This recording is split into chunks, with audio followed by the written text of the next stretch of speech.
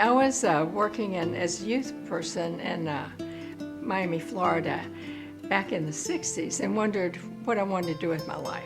I love the scriptures, and I thought, giving people God's scriptures in their own language, what better way to spend your life.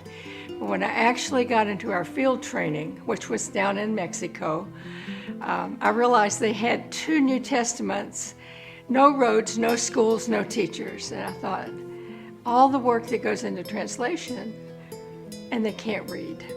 So that's what actually got me into literacy. So that's what I've been having fun doing for the last, since 1964 is when I joined Wycliffe. Chiapas is the most southern state in Mexico. It's next to Guatemala. Ocosingo and the Jungle Camp area are right in the middle of the state. It is a part of the Sierra Madre, the Rocky Mountains that go all the way from Canada all the way down to South America, so it's mountainous. When I was there was no road.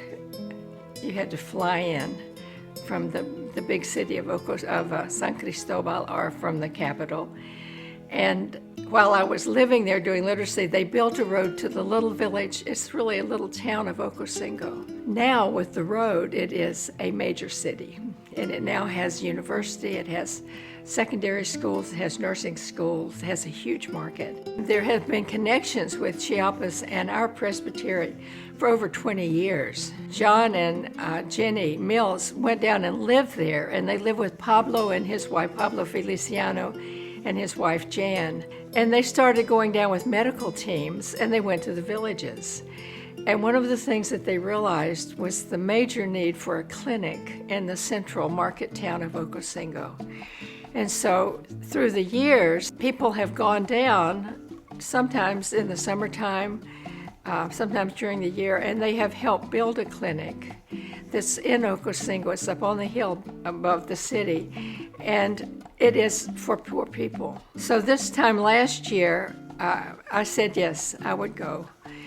Dr. Bill Herring and Penny Mutson, who are the doctor and nurse who head this up, they are also on the mission committee, and they've been pressuring me for a couple of years. Mary, we want you to go as a translator because you know the Indian language of the area and you know Spanish. So last year I said, okay, I'll do it, and I absolutely loved it. To see doctors and medical people actually treat people with such respect and such caring just warms my heart. I absolutely love it. And I know the people, and I know how very desperate they are for good medical help. All the women are in the same room, and the men are together, and it's sort of roughing it. I said, why do you do that? And they said, number one, because of the community that we develop together, which we don't have at home. We live together, we eat together, we sleep together, we work together, and we just love that sense of being a part of each other. We're laying hands on the least. We're fulfilling the scripture of Christ, and that is Dr. Herring's life scripture, if you do it unto the least of these. The gift of touch is a part of healing, and Jesus touched people. And that really comes home to you because most of these poor people have never been touched by a doctor.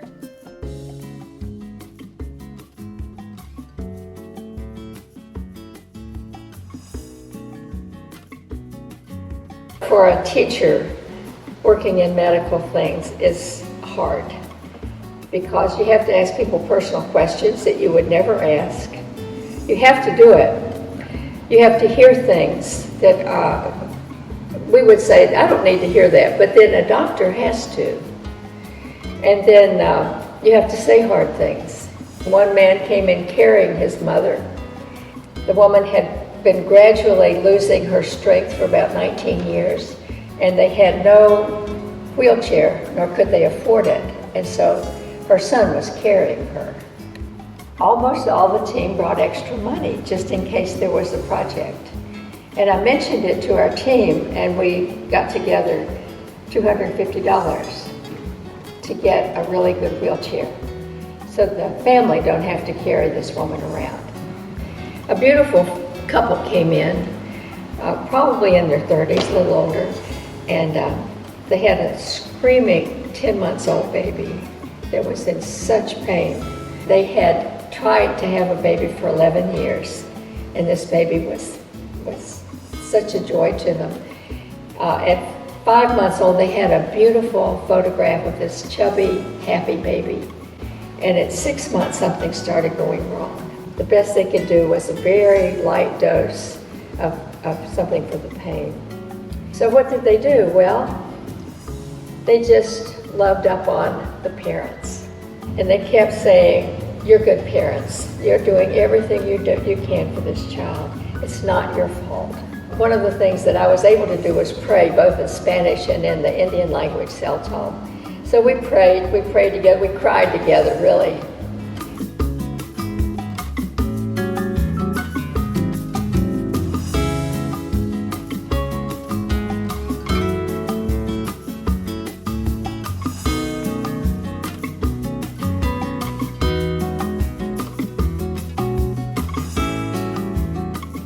The top that I have on here is a Highland Salem. They weave this themselves. And a woman walked in with this, and I was just blown away. It's the most beautiful one I've ever seen. And I said, "Did you make that?" She said, "Yes, I wove it and did the embroidery on it." She has the same name I do, and in the culture, the Indian culture, you have a special relationship if you have the same name. So she was my Helol, she was my namesake. And then as they walked out, she took this off of her head and put it on me. And I was absolutely floored. I just lost it, because I know that she could sell this for enough to pay for the meds that she needs. When someone has very little give you what they have, it is very humbling. And I'm not sure I handled that very well, but I just will think of her and pray for her as I wear this top. Medical people in our presbytery who would like to have an adventure and be able to really do some hands-on, Matthew 25, offering a cup of cold water and healing and help. I would really recommend anybody, nurse practitioner, any kind of a specialist or general practitioner that would like to really have a life-changing experience.